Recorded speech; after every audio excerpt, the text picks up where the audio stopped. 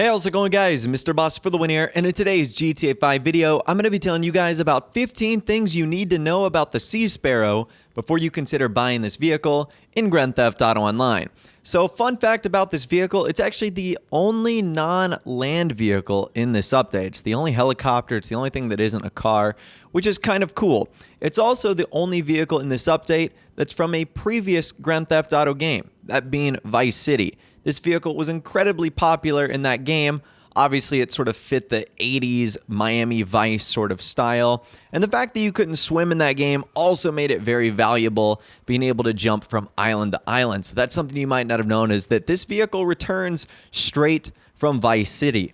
Now, a little bit else about the Sea Sparrow. It's actually going to be available on the Elitist travel website for $1,815,000. So it's actually not terribly expensive based off of some of the other aircrafts we've gotten recently, which is not bad. By the time you really get upgrading this thing, it's probably going to put you a little over $2 million. Now, speaking of upgrading this vehicle, this aircraft is excluded from Pegasus Lifestyle Manage and must be stored in a personal hangar. So that's important as well. If you do not own a hangar from the Smuggler's Run update, you cannot buy this vehicle. So that's definitely something to keep in mind if you haven't purchased something like that yet. Now, another thing about the hangar, you might be wondering, what size does it take up? It's actually small, which is nice.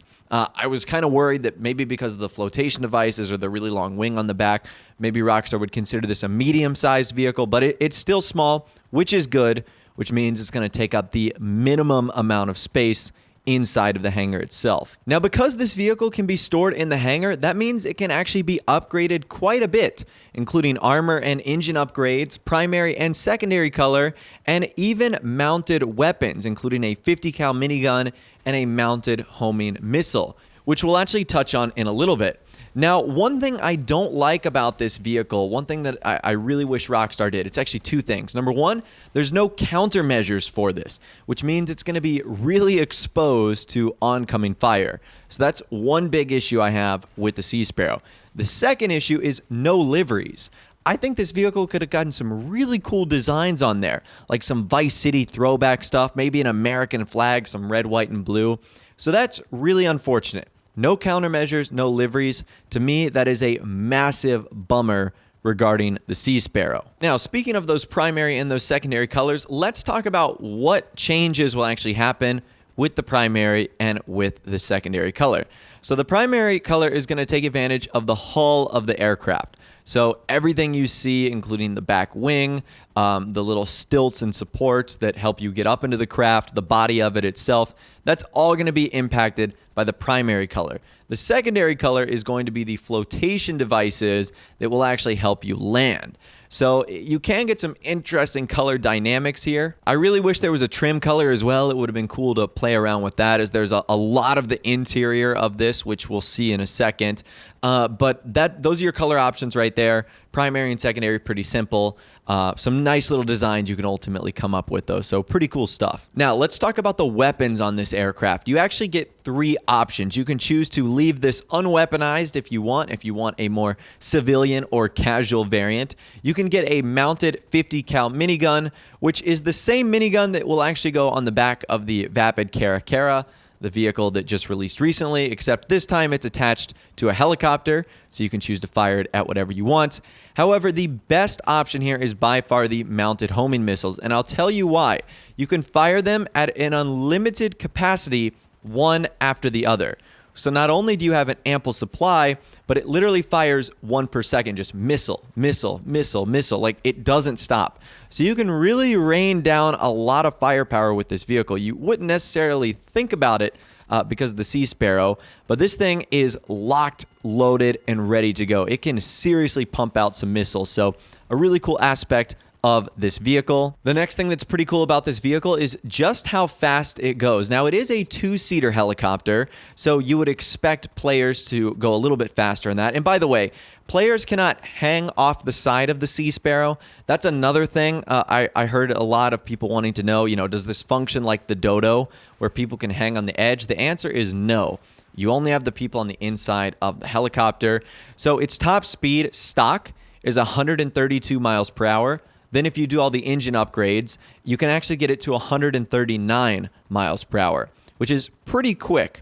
So this is definitely going to be one of the speedier and more lethal options for helicopters in the game. So I actually thought that that was pretty cool.